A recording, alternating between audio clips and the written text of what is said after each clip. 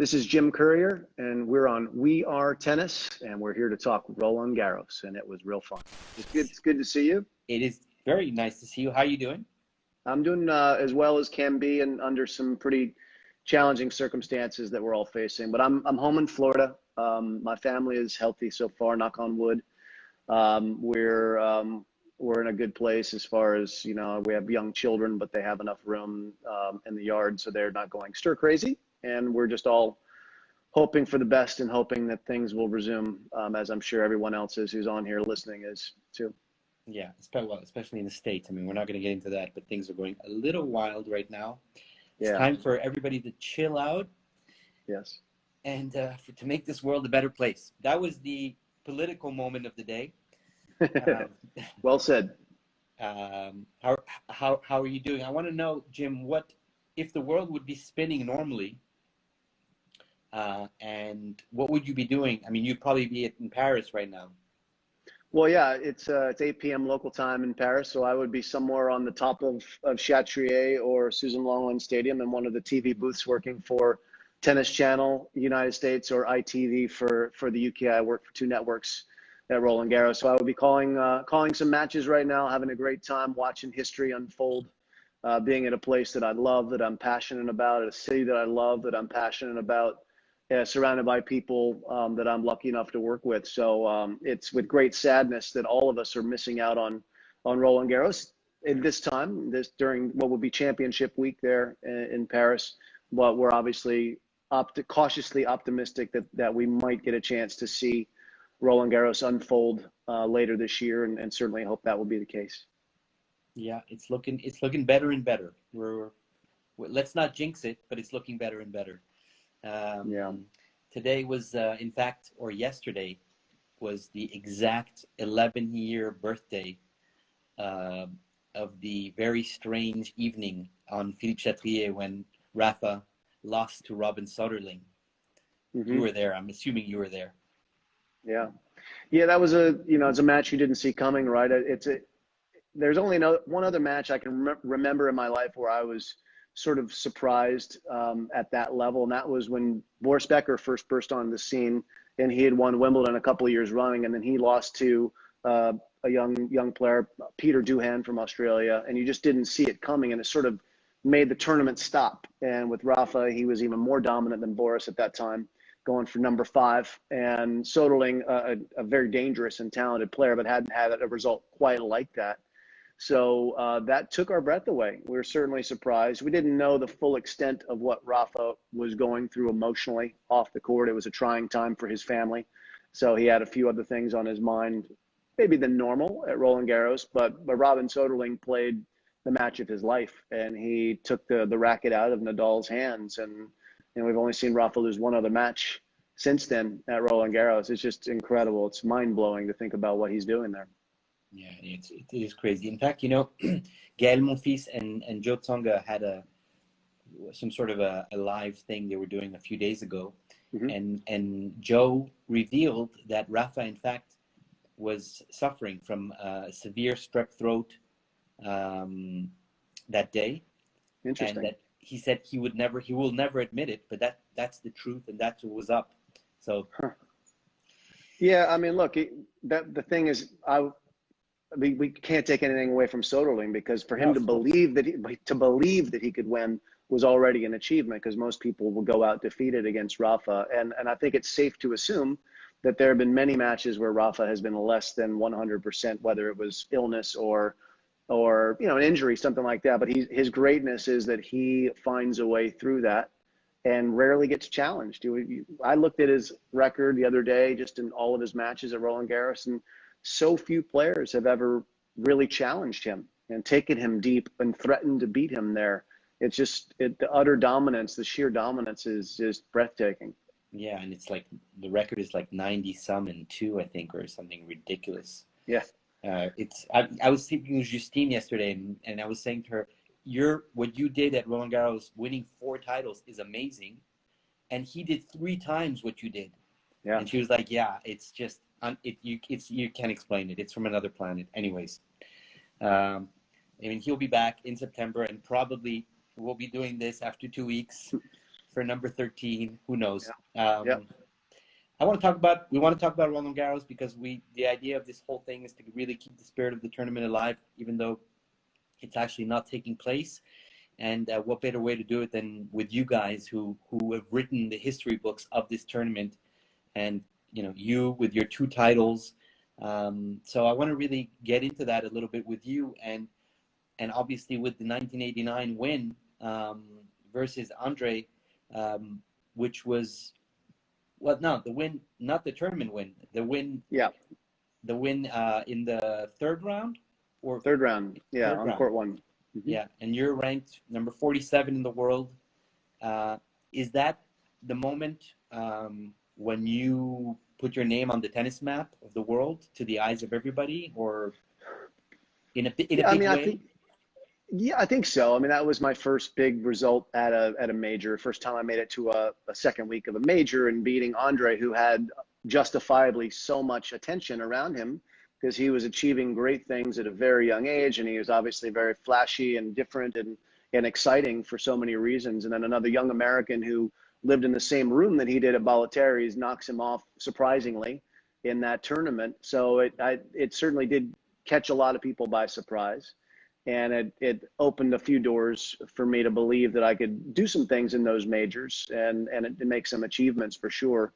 Andre, he was the trailblazer for my generation of players because he was the first one of our group to turn pro. He turned pro at 15 years of age, and he was already well established at that point, and we were just trying to follow in his path and see what we could achieve. So it was, I think most people were assuming that he was so far ahead of us, and at times he was, but then obviously Michael Chang would win that tournament in 1989. So Andre and I faced off on one side, and then Michael would end up lifting the trophy. Yeah, I was speaking to Boris and Stefan 2 days ago and 3 days ago, and both of them said, we were playing the semifinal, and we really believed that we were in fact playing the final because Michael Chang was on the other side. And for us, it was basically a guaranteed win. They didn't say exactly like that, but that's what they were implying. Yep. Turns out they were wrong, but it happens like that sometimes. So wait, how long? So you roomed with Andre. How early did you know him on? Because, I mean, you guys really did your boot camp together. Yeah. So Andre and I are from different areas in the country. He's from Nevada on the West Coast. I'm on the East Coast in Florida. But we did cross paths a few times a year as early as when we were 11 and 12 years old in the national tournaments where all the better Americans would come together and play. And Michael Chang and Pete Sampras, Todd Martin, Malavia Washington, all a part of those tournaments as well. We didn't realize that we were going to be as successful in pro tennis as we would turn out to be, but it was fun competing against them because they were good even then. So when I went to Bollettieri's at the age of 14, Andre had already been there for a little bit of time. So I got stuck into his room. So it was me, Andre, and 6 other guys. So we got to know each other quite well. It wasn't always harmonious. 14-year-old kids have a lot of testosterone, a lot of hormones, and we're in a competitive environment competing for everything. So it was an exciting, interesting time. And to look back on it now, quite a few years down the road, it's almost hard to believe the way that our paths intersected and the lives that we've led since then. 8 guys in one room. 8 guys in one room, yeah. 2 bedrooms with, you know what bunk beds are, where there's a bed on the bottom and a bed on top? So you had 2 of those in each bedroom. So 2 bedrooms, 2 bathrooms, 8 guys. Yeah, it was close quarters. Interesting evenings, I'm sure. Yeah, close quarters. Who was rowdier, you or him? Well, since I was the new guy, they had already established sort of their pecking order in the room. So I was coming in trying to fit in. And so I was not the rowdiest. Yeah, there was another guy from Las Vegas who would have been the rowdiest in the bunch. It wasn't Andre, but there was another guy who was kind of the ringleader from that standpoint. Okay. So you and then he turned pro before you, and then when you turned pro, you also were the new guy. Was this like a sort of a pattern? Yeah, I mean, look, because I guess it is a pattern. Andre had turned pro when he was 15. I played in the juniors for a few more years before my game was ready to turn pro. Pete Sampras and I turned pro on the same day and played a lot of doubles together early on. Michael Chang was my summer traveling roommate when we were on the national junior team just before we turned pro. So, I spent a lot of time with all these guys in different ways. And Andre was the one who showed us what was possible. We were playing junior tournaments and watching him on television playing players like Ivan Lendl, going, well, if he can do it, maybe we can too. So, he definitely opened that door for us to believe that we could be competitive at an earlier age than maybe we even thought was possible. I mean, the generation is just ridiculous. All of you guys, Yeah. not only did you all turn pro, but you all won Grand Slams. I mean, it's crazy. It's absolutely crazy. It's great. I mean, you must have had a good coach. I had many good coaches and a lot of luck, a lot of good fortune along the way. And then I also think that it helped that we had a group like that could push and pull. And, we pushed each other to greater heights and made each other better. And, for that, I'm pretty grateful.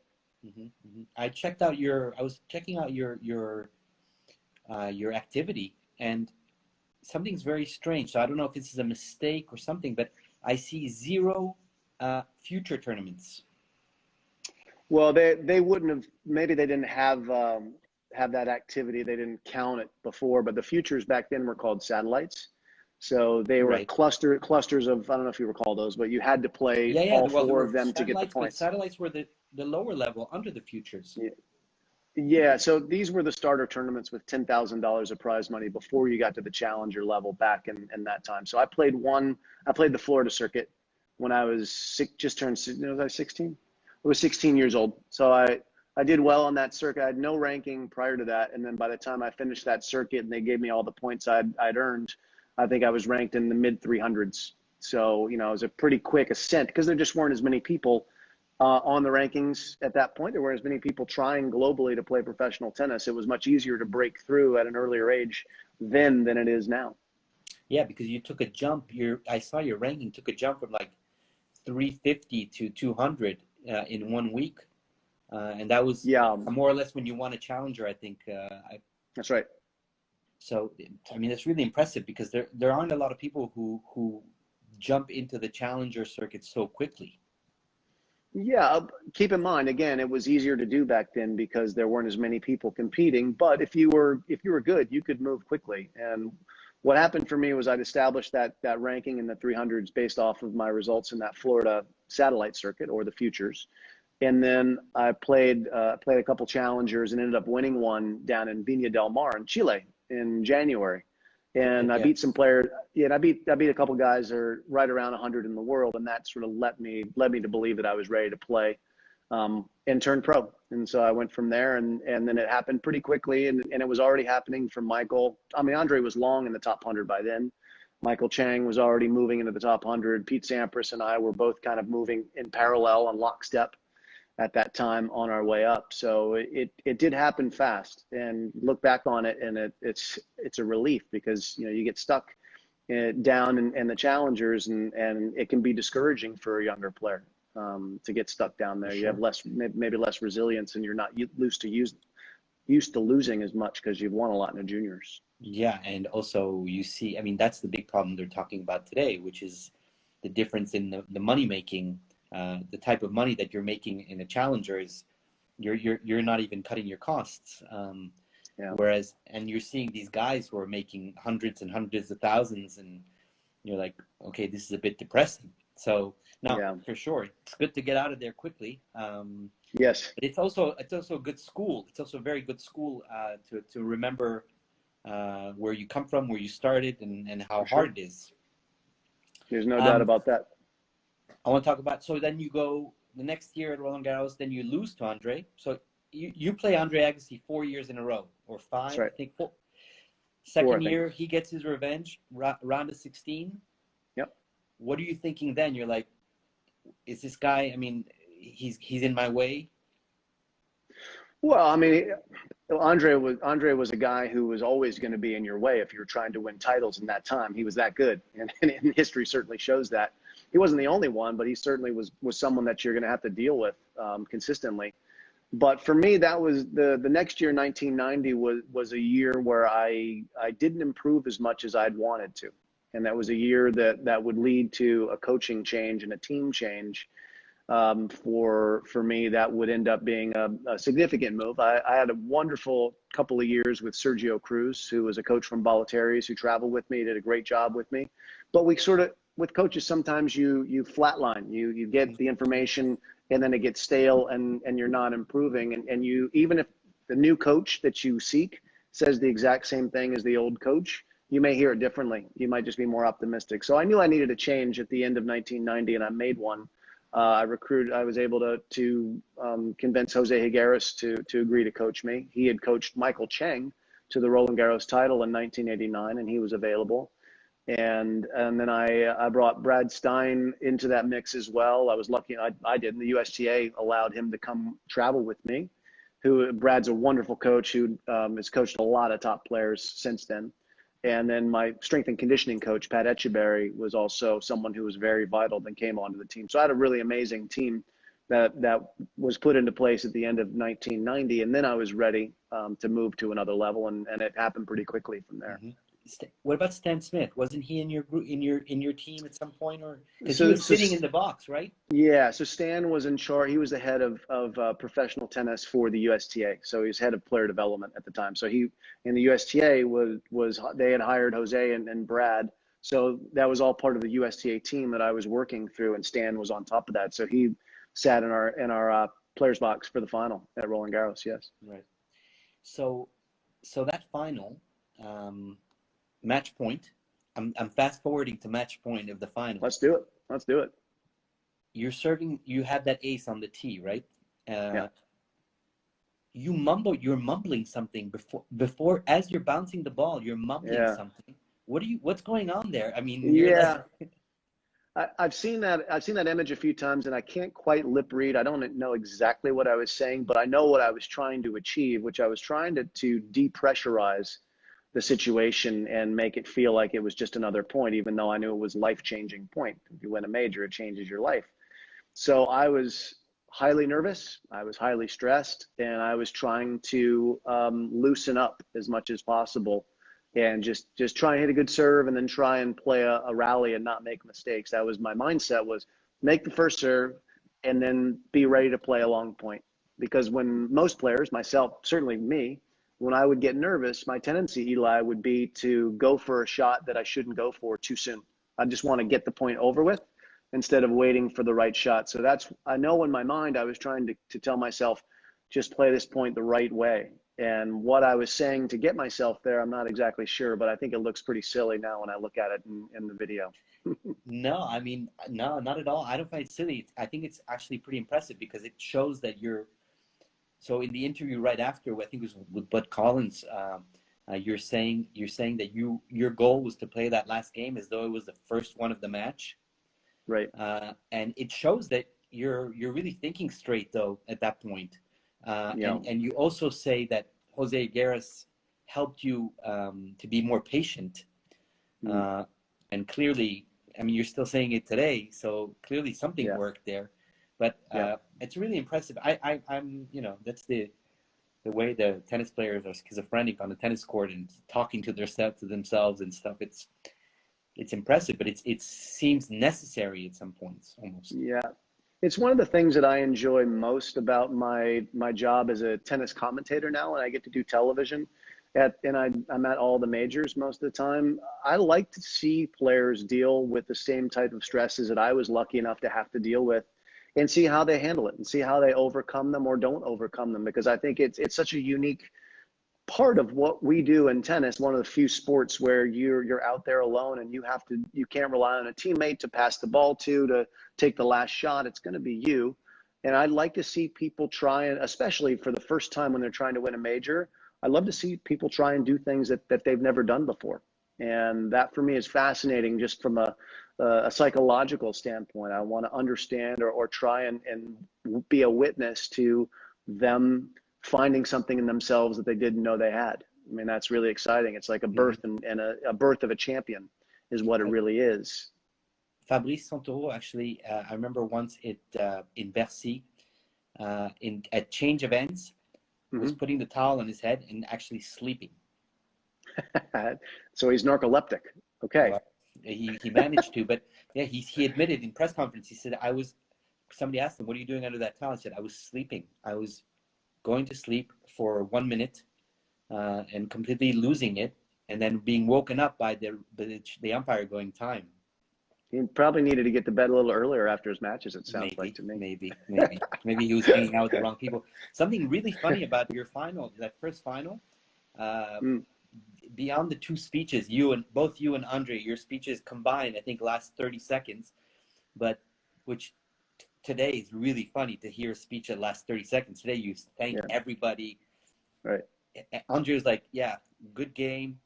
I'll be back next year. Thank you very much." He was a bit pissed off. And you were pretty quick, but something that struck me is that you walk up to the trophy with a bottle of water in your hand. I don't know if you remember that. I don't. No. Check it out. It's so odd. Like, I was looking at it, I was like, why does he have a bottle in his hand? That is weird. Yeah. Very odd. I mean, it was a 5-set match, so I mean, but yeah, I don't think I was dehydrated. But yeah, that was you weird. Weren't thinking straight also. Could be. No, I definitely was not. There was not a lot of clear thoughts at that point. It was just a lot of adrenaline, a lot of emotion, a lot of relief, all of that good stuff. And that's one thing I look at the trophy presentations and how much slicker, for lack of a better word, or how much more elaborate they are these days. And I think, how awesome is it for these players that they spend all this time training, trying to reach this moment, all these matches, 7 matches to get in a position to get your hands on the trophy, and they actually get to hold on to that trophy for quite some time, which is nice. Things were a little bit more rushed back in the days, and obviously, our speeches were short, and it was just more of a quick moving ceremony, and you do a couple TV interviews, go to written press, and then that would be it. But now it's obviously much more of a longer affair. And it's nice because it's a proper celebration, an appropriate celebration for a monumental achievement. Yeah, it even goes on the next day because they go on a photo shoot. That's right. In fact, they start complaining about how long it takes now. That's the paradox of it. It is a paradox. It's so. I think Agassi. So to come back to Agassi, because when we talk about you, we have to talk about him. I think that he said that after that loss, he thought he would never win the French Open. That it was like after that was his second final, I think, third? No, yeah, second final. And he was, playing you. He knew you by heart. He had lost the first one, and it was his chance. And then I think that threw him into a pretty bad depression. Yeah, it may have. No, you don't. It may have. What type of? Did you guys share that? Did you guys talk about it? Did you? No, certainly not in the moment. Obviously in the moment. We're still doing. We're at that point. We're also playing on Davis Cup teams together occasionally and spending time there. But that's a bit of a third rail to kind of talk about where you are in your career when you're with someone who's out there trying to do the same thing as you're doing. You just those conversations. I was never a part of them anyway, and we really haven't had them since then either. But what I do know is that Andre's talent was never going to allow him to come up empty-handed in the majors. It was just too obvious. He was too good of a player. He could do things that could take the racket out of his opponent's hands. And it was a surprise that Wimbledon was his first major because he didn't practice a lot on the grass. He kind of came in late that year and in '92.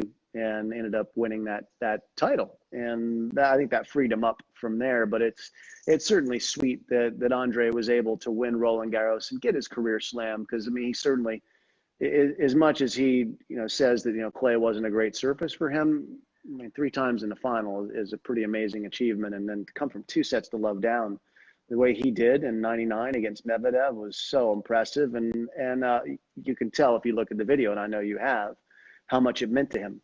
It just meant everything to him to be able to come full circle after having that scar tissue that inevitably you get from the tough losses.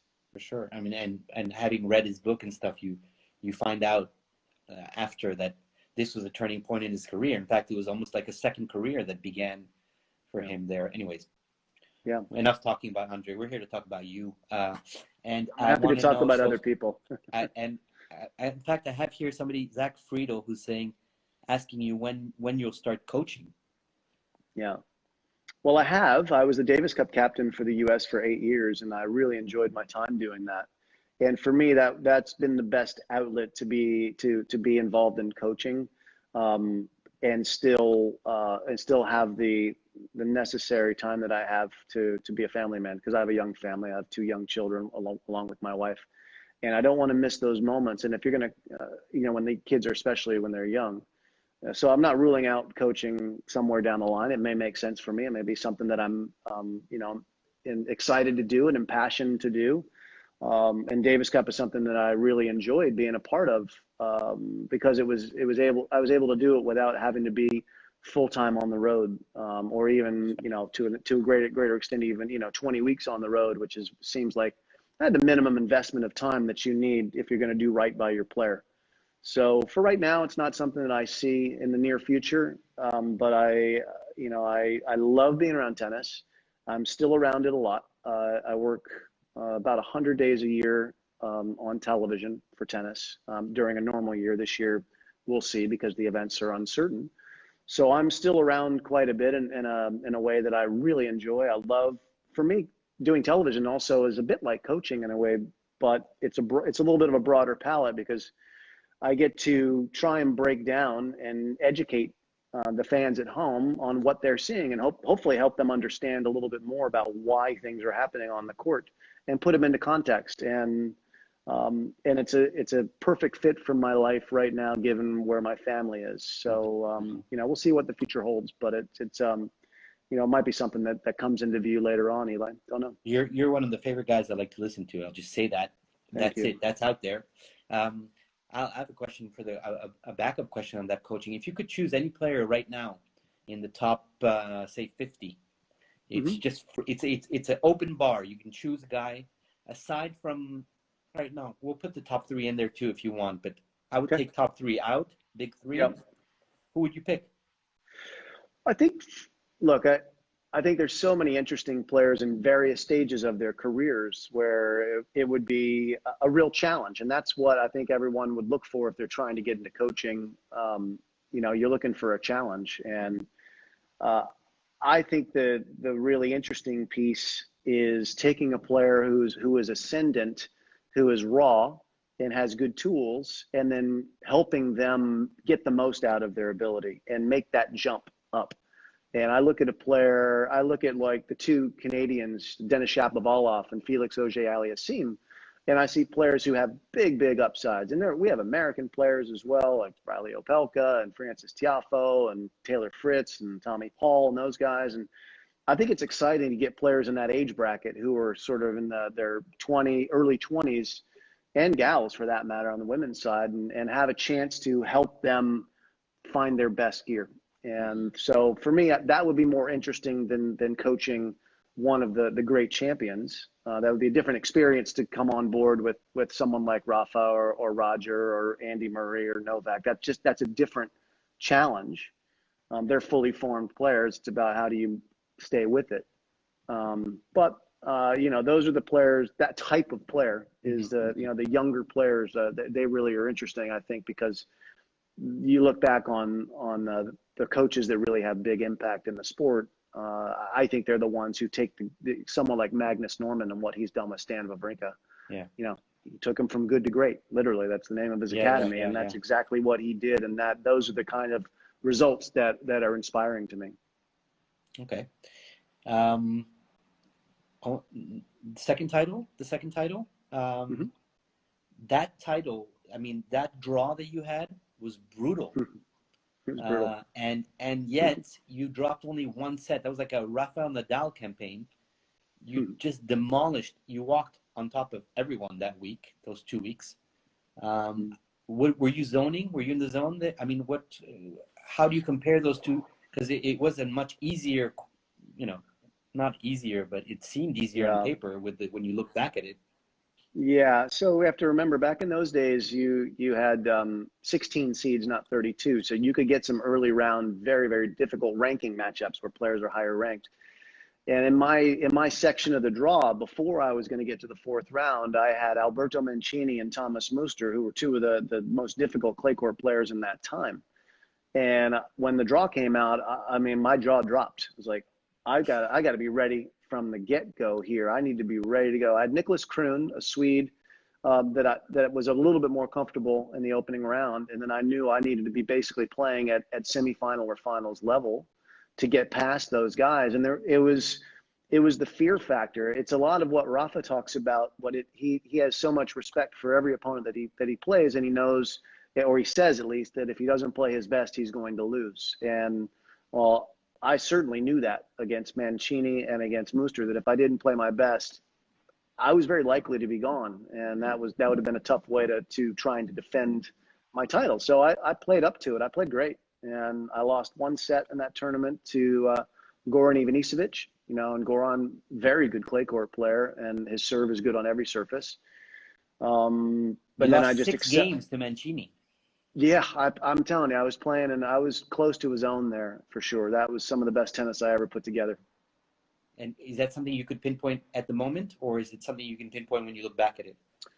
Well, I was on a huge run then, Eli. I had won 3 or 4 tournaments in a row. I won Tokyo, Hong Kong on the hard courts in Asia, which were spring events, and then I played just the Italian Open, just Rome, and I won Rome. So I was on a very confident perch at that point. Came into the tournament, the favorite, playing like the favorite, feeling like the favorite, but worried with that draw. But the confidence held, and the tennis held, and I was able to hold that trophy again. Yeah, and then you almost held it one more time. Sure did. You almost had that pesky Spaniard. How tough? How painful is that memory to not have achieved that three-peat? Well, it's with mixed emotions, because no American male has ever won 3 Roland Garros in a row. So I was trying to do something special, and I was very close. I got to the finals. I was up 2-love in the 5th set against Sergi Bruguera, and I wasn't able to close him out. And Sergi played a great match. I had a good run against him leading into that tournament. I'd had a good record against him, but he played brilliantly, and it was very disappointing for sure. I mean, I take a lot of pride in the fact that I made 3 finals in a row, but it definitely was painful to lose that match, being in that winning position. I've lost other Grand Slam finals where I wasn't in a winning position and they didn't hurt as much. Right. But when you're close, when you can see the finish line, that for me was a little bit more challenging. And I wonder, when Rafa, when the movie comes out on Rafa, or the book comes out on him, he hasn't had too many disappointments in general in his career. But I know in Australia a few years ago in 2017, he led Roger 3-1 in the 5th set, and then Roger just didn't miss another ball and won the next 5 games and won the title. And I wonder if he'll look back with regret, or he'll look back and just say, Roger just elevated and there was nothing anyone can do. So it's one of those things. I definitely remember it. Sometimes the losses are more vivid than the wins. So I definitely recall it, and I would lose to Sergi in the semis the next year, right, as well, when it looked like whoever won that match was likely to win the title in the final against Barisitegui. So, I had a couple of close losses to him there, and he was a great champion, and there was no fear. Yeah. Yep. Yeah. It's a bit, but well, you didn't have match points, so at least you didn't have that break. But it's not like the Federer Djokovic at Wimbledon, where that's even more flagrant, where you come so close. Agreed. And then yet you managed. So the speeches improved between between those 3 titles. The speeches improved to the point where you were like, your French was. So I'm a fluent French speaker. And the way you're speaking French in that 3rd speech is the French of somebody who really masters, who speaks French freely. Like your mind is thinking in French when you're speaking. Where did that come from? Where did you? Right. What's the relationship between you and the French language? So a couple things. So my coach, Brad Stein, when he was before he was a coach, he tried to play, and he would come in the summers and play the money tournaments in France. So Brad is an American who speaks French. So that was who I was traveling with. And I would hear him talking to the other Swiss and French players in the locker room. And I like the way, and I still do like the way the French language sounds. I think it's a beautiful language. So when I won Roland Garros, it certainly was, now France is even closer to me, and now I've become interested. I buy one of these little books, like these little pocket guides, and start studying French every day. And I just sort of started. Every day I would do it. It gave me something to do on the road. We didn't have the internet back then. We didn't have cell phones back then. So you're looking for things to do when you're in your hotel room, and it gave me something else to pursue.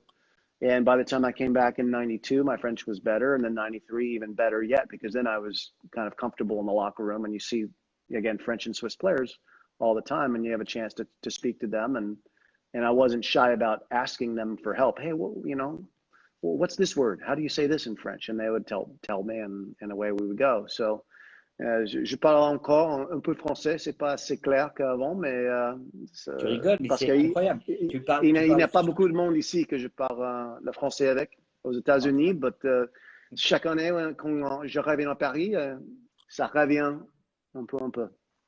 Tu lis en français ou tu regardes des films en français Pas beaucoup, non, pas beaucoup. Je peux lire, mais c'est plus, j'ai comment ça veut dire, the ear, l'oreille, ouais. I have more of an ear for it. I mean, je manque le mot, je parle comme quelqu'un de 7 ans, 8 ans, en effet, mais j'aime bien le français, j'aime bien quand je reviens à Paris, j'écoute la langue tout le temps. Et après en 10 ans à Paris, quand je dors, j'ai le rêve en français aussi. So, ça change. If I lived in France, I think for 3 months and I immersed myself, I think I would be fluent, but it's not as sharp when I'm not there. But it starts to come, and then I can start to watch TV shows in French. So that's the way it is. You're welcome to come. We'll welcome you open arms. I hope so. Et tu ne parles pas français comme une vache espagnole. Je tiens à préciser. Ah oui, si. Toujours comme une vache espagnole. Mais where did that come from? Where did that come from? That was in the book. That was the book. The book has these expressions, and that was literally in the book. And so I just pulled it from there. Nice little improv move there. Yeah. The sentence that's stuck, like it's now 30 years. There's the Parle comme un vache espagnol, and there's the Yarra River. Those are sort of the two things that travel with me when I'm in France or Australia. And jouer contre une vache espagnole. Exactement.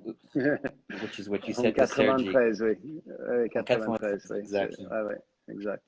What about talking a bit about your technique? Because your technique is, I mean, I was inspired by your technique personally, and I know a lot of people were with this very short preparation and kind of. I mean, when I watched you play, I always thought of a baseball player, actually, especially in the backhand side. It looks like you're actually swinging. Where did that come from? And were coaches when you were growing up trying to correct you and trying to make you prepare further back as you're supposed to, by the books? Yeah. So athletically, my family, my father played baseball in college. He played semi-professional. He was a very good baseball player, and that was a sport that I played a lot, as I was also playing tennis. So I would switch. When it was baseball season, I'd play primarily baseball. And this is when I'm 7, 8, 9, 10, 11 years old, when you're really developing your technique. It's a very key time for tennis players that go on to play at the professional level. And then I would go play junior tennis when baseball wasn't happening. So what happened is my backhand kind of became a combination of my baseball swing and my tennis swing. And my coaches all tried in vain to get me to have a proper grip. And I was just too stubborn. And they also tried to change my forehand grip to a little more classical grip, a little more of a Federer type semi-Western. And I wouldn't do that either. So I was, very stubborn, and I would have to improvise as a result of my extreme grips. My backhand grip in particular was limiting when I was stretched out wide. I just couldn't hit it the way that some players like Murray, who use much more left hand on their backhand. Mine was more of a right-handed backhand. So it was a challenge. It was unique, and I hope that your backhand you didn't copy mine. I hope it was much better technically than that one. Good. Perfect. Then you're fine. You're good. No problem. I'm jealous. And it looks like you're a lefty. Are you a lefty? No, that's the video doing it. Okay. The wrists though, they're not. Did you suffer from wrists after your career at all, or? No.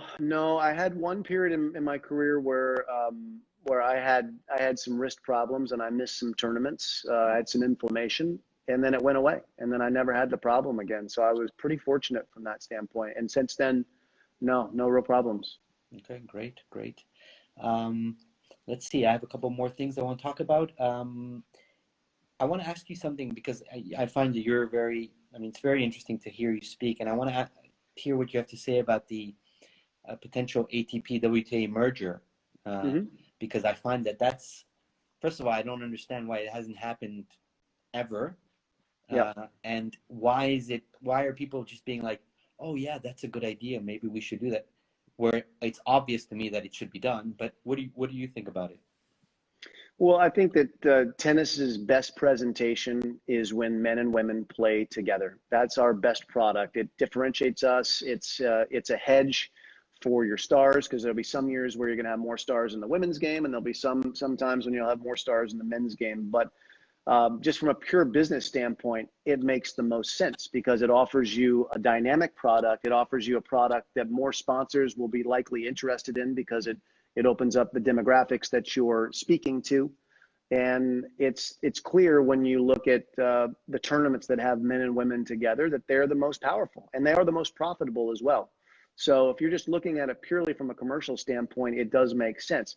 Where it breaks down is that you'll find that some players don't want to share as much, and you'll have those power struggles where the tournaments also are they want to keep their distance. So the ATP and the WTA joining forces, whether it's from a business standpoint or just from a sales standpoint, it's a no-brainer. It does make sense, but it takes a lot of brain power to get there and to structure a deal where it's going to make sense for most people. And let's make no mistake, when mergers happen, people lose jobs. It's part of the reason for mergers is corporate synergy, and you don't have two people doing the same job when you had two different companies. So it's not all roses and chocolates when there's a merger. But, again, I think it is for the greater good of the sport to combine forces as much as we can. But the majors those are our big events. The majors are so impactful, so important to tennis. We're not talking about having them get into this discussion either. So it can get you some of the way to where you want to be. And during what I would call the regular season, which is the ATP and the WTA Tour events, the more combined events we can have, the better. And I know for a fact, Andrea Gadenzi, the new CEO of the ATP, has that as his mission to try and have more big combined events like your Madrids, like your Cincinnatis and Indian Wells. They want more Shanghai, actually not Shanghai, but those type of events. So we have something that's more interesting for the non-core tennis fan, because that's what you need to reach to grow, is you need to bring people who don't watch tennis into the tent. But it's not going to be easy. There's no doubt about that. But if you have the leadership of Roger Federer and you have the leadership of Rafa Nadal and Novak Djokovic behind it, and then the women's side, if you have someone like Serena and Venus and Naomi Osaka, then you have some real momentum for the leaders to say, okay, we can take this risk now because we have the support of the players to try and find a way. But I hope it happens, but it's complicated. And many have tried. Many smart people have been in leadership positions and tried to put those two entities together, and they've failed. And I hope that history won't repeat itself. I hope that Billie Jean King's initial vision for men and women to be one unit, one company, I hope that it will finally come to fruition, because I think the sport would really benefit. And it's the old adage, the rising tide lifts all boats, right? The water gets higher for everyone. All the boats float higher. I hope that will happen, but we'll see. Time will tell. Okay, I vote for you to be at the head of those two, at the head of the merger. I think you would be a great person for the job. But that's just my opinion. Thank you, Eli. No, we have good leadership now. I think Steve Simon and Andrea are doing an excellent job, and hopefully they can work something out. Let's see. Yesterday we spoke with Justine, and I asked her to give me a question for you. Okay. And so her question, first of all, she said that she always had the uttermost respect for you, that you guys shared, in fact, a fitness coach in the person of Patrick Evert, who she went to Florida to work with, to develop, to go to a new level physically, and it worked. Sure did. Her question for you was, where did your ongoing non everlasting energy, like the Duracell rabbit. Where did it come from? This yeah, it seemed as though you just always had this just energy level that was at maxed out, but it would never go down. Yeah, I think it's part of a personality type in a way. I think I'm just more, a little bit more amped up when I'm in competition.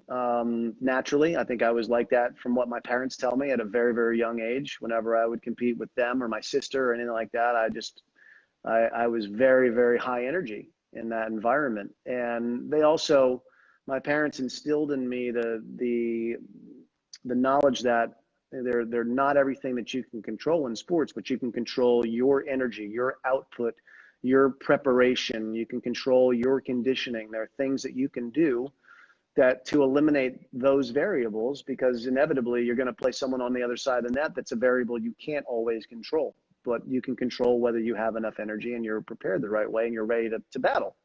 And then you'll feel good about it afterwards. Even the tough losses, the losses we've talked about here, the ones that sting, I still walk away from those knowing I did everything I could. And there's a real satisfaction to that. And I think Justine must feel that same sense of satisfaction about her career too, because she was the ultimate warrior princess and so prepared. And my goodness, was she fit and so powerful for someone who wasn't as big and strong as some of the people that she was taking on. I mean, she's an inspiration. Okay. And I'm pretty sure she's watching. So, Justine, there's your answer. She's an inspiration. Tomorrow in your place is going to be another person who inspired one or two girls, is Chris Evert. Oh, wow. And so first of all, I want to know what Chris Evert meant to you, or what rises up to your brain when you hear the name Chris Evert. Consistent excellence. Chrissy and Martina had such an amazing rivalry. It's hard to de-link them, but Chrissy, the greatest clay court player of all time, and she missed years at Roland Garros because she was committed to playing in Billie Jean's World Team Tennis, and Roland Garros, and they were in conflict. You couldn't play each; you had to play one or the other. So, I mean, her record, she went years without losing a single match on clay. And people want to have their minds blown. They think, Nadal's record is just so astonishing. Well, go look at Chris Evert's. It's right in that category on clay. It's just amazing. And for me, Chrissy was an inspiration. She was the reason that tennis was so popular in America. She was America's sweetheart. We had, at that same era, you had Arthur Ashe and Jimmy Connors, and then John McEnroe was coming into the mix. And tennis was as popular in America then as it's ever been, and it hasn't come close to that same popularity since. So Chrissy was a huge, huge catalyst, along with Billie Jean, to bringing tennis to the masses, to bringing women's tennis to the forefront and putting it on equal terms with the U.S. Open, where they had equal pay from the beginning, basically, for men and women. And now, thankfully, we're seeing that almost across the board. Certainly at the majors, we do. Mm-hmm. So, no, she's hugely inspiring, and I still get to see Chrissy at these majors, because she's there doing television too, and we get to be sort of backstage, if you will, in the TV area, chatting tennis and talking it up, and she's hilarious. You're gonna have a fun time with Chrissy. I mean, she's a vivid personality. Yeah, she's a lot of fun. Well, I mean, and what a champion. Yeah, seven-time Roland Garros champion. Can you hook me up with a question for her? Yeah, so I'm with Chrissy. I would say, how difficult was two questions out of it. How difficult was the decision for you to miss Roland Garros when you were dominating that event? How difficult was it for you, mm-hmm. or was it easy? May have been an easy decision, but it's a question I've never asked her. And then there's also just the great question of what did you need to do in your game when Martina came up and became your rival, and they had lots of momentum switches in their rivalry where one would have control and the other one would get it back. What changes did you have to make, and how difficult was it, being such a great champion, to have to make changes when you had already been dominant? Okay, great. Let's see if she has what it takes to answer those questions. I'm sure she will. Oh, I know she does. All right, we're coming to a close. Moment I like is the quiz. the All end right. quiz, 3 questions, and I have yet to have somebody win the quiz. Yeah, it's not Challenge accepted. okay. Good. Okay, here we go. It's very Roland Garros oriented. Obviously, it's in fact 100% Roland Garros oriented. First question: who were the first and last players you faced at Roland Garros? I knew you were going to go there, and man, that's a tough one.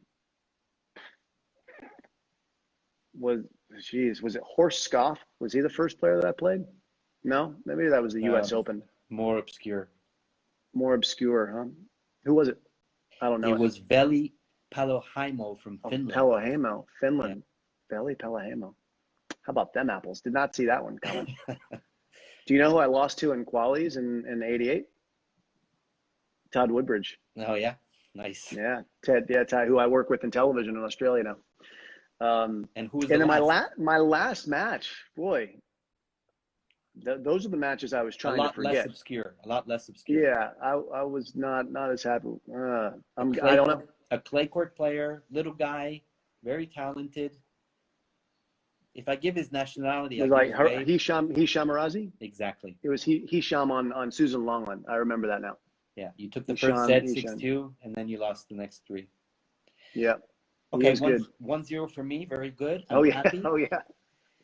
Second question: how many times did you inflict 6-love on your opponents at Roland Garros? Because I was checking through your activity, and my God, it happened. I'll give you a hint. It happened a lot of times. Really? I know I did it with Andre, and I know in '92 or no, it was in '92. No, Andre put one on me in '90. Yeah. I think you took 2, but you gave a lot. Took 2, yeah. I wouldn't begin to know. I'm not a great student of my career, so I'll just hazard a guess. Okay. I'll say that I threw 8 of them out there. Are you kidding me? Is that the number? That's the number. Oh, 1-1. Now, have you lost 2-1 to anyone, or are you? Yeah. No. I've never lost, but I've won 2-1. Yeah. You won 2-1. So if I would get this next one, then this will be a win. Yeah, that would be the first win of my guests. And my fingers are here. I'm not on the internet right now doing any searching. So this is all. I'll just tell you the list real quick. Jimmy Brown, Johan Anderson, Derek Rostagno, Albert Mancini, obviously, which is crazy. Thomas Carbonell, Goran Perpic. Perpic, yep. Yeah. With the knee brace, Stefano Pescosolido. Pescosolido. And the last one was Kenneth Carlson.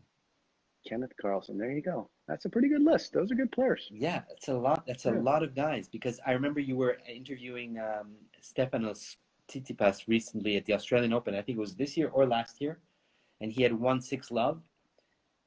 And he never wins 6-love. Hardly ever won 6-love. So it's not easy to do. It's not, but I think that your game allowed for that, maybe because you were really just you were smacking the ball and you were really dictating play from the back court in a big way. Yeah. And you and Andre were one of the first guys to do it, really. Yeah. And so how many times would how many sets would Rafa have won 6-0? That's a good little challenge right now. I bet it's a lot, because players just kind of lose spirit against him in the end sometimes. Yeah, it's usually in the third sets. He'll usually go like 7-5 or 6-4 in the first set, and then after that it's just 2-1 or. All right, hit me with the last question. I'm ready. Everybody's rooting for you, by the way. I see a lot of comments. Everybody's rooting for you, and I'm getting a bit pissed off, but that's how it is, I guess. Ready? How much time combined did it take you to win both finals at Roland Garros? How much time combined? The Andre match was like 3:40, I think, something like that. And my match with Peter Korda would have been somewhere just a shade over 2 hours. So I'm going to say that it's, let's go with 5 hours and 50 minutes. I have to hit the exact number. Is that what you're saying? I'll give you a 10 minute. 10 minutes either way? Yeah. But I'll tell you that you can guess again, and it's a bit under. So yeah, it's a little less. and Yeah, you get well, a 10-minute window. I'll go 3.5 hours. No, sorry, 4.5 hours. No, sorry, 5.5 hours for the two matches combined. Yeah. Ladies and gentlemen, we have our first winner. Dang 5 it! hours, And it. How much was it? Five what? 5 hours and 24 minutes. What were the actual match times of each? 3:25 and 1:59. It was 1:59. It was under 2 hours. Yeah, I thought it And was more. so I worked this out, and this is probably one of the best rates that you'll be paid per minute. It turns out that you were making about $3,000 a minute. It's pretty good. That doesn't take into account a whole lifetime of working to get there, but I like where your head's at. Those are good minutes. Yeah, yeah, it was great minutes. Okay, great. Listen, we're running a fundraiser draw for the Parisian hospitals and the hospitals in France, and I think you have something for us. I do. I have this shirt here. My New Balance shirt. This is my shirt when I play in Champions tennis tournaments these days. I have it. I will sign it if anyone wants it. It's kind of, you'll let me know if they want a signature, if they just want to like this to wear. No. Definitely signed. Definitely signed. Okay. All right. Yeah. Well, it's coming. 100%. I'm going to put it. I'll put it in the post. But cool. thanks for having me on, and thanks for doing the charity as well. Oh no, this is great. Thank you for giving us the time. I know it was a bit long. Thanks, Jim. My pleasure, Eli. Merci beaucoup. Same to you. Merci. À la prochaine. À la prochaine. Bye, everybody. En septembre. Ciao. Ciao.